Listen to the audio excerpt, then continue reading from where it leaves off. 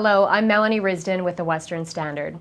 Premier Doug Ford has announced Ontario will not require hospital workers to have mandatory COVID-19 vaccines in an effort to not interrupt the delivery of health care for millions of Ontarians. In October, Ford sent a letter to hospital CEOs and other medical organizations asking for their input on mandating vaccines for medical staff. On November 1st, Ontario Health Minister Christine Elliott said after consulting with hospitals and healthcare groups across the province, they were still waiting for a response from some hospitals in order for the government to make its decision. In Wednesday's statement, Ford said he was not prepared to jeopardize the delivery of care to millions of Ontarians and confirmed the province would take a flexible approach by leaving human resourcing decisions up to individual hospitals. Ford highlighted the high vaccination rates among hospital workers and robust infection prevention and controls, and said the small number of COVID-19 outbreaks in Ontario hospitals is not worth enforcing a provincial vaccine policy. Ford also pointed to the situation in British Columbia, where over 3,000 healthcare workers have been terminated for not adhering to the province's mandatory vaccination policy, resulting in cancelled surgeries and diagnostic tests.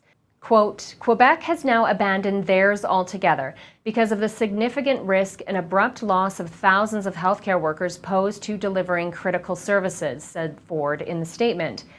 Ford said they will continue to monitor the situation in provincial hospitals.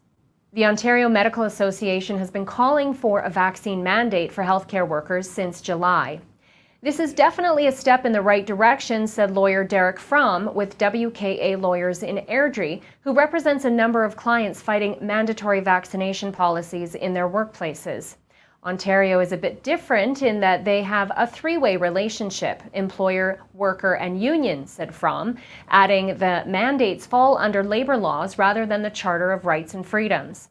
Quote, although Ford is no longer mandating the vaccine, many of the hospitals still are, so it isn't really helping a lot of medical workers in Ontario at this point.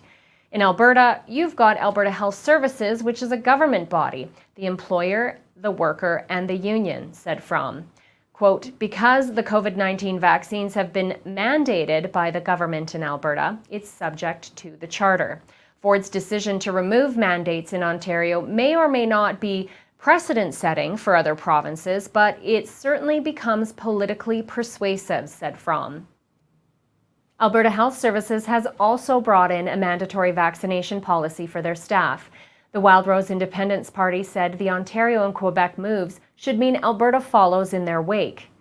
Quote, this is exactly what Wildrose has been fighting for all along. The health freedom of workers cannot be thrown under the bus in the name of vaccine mandates.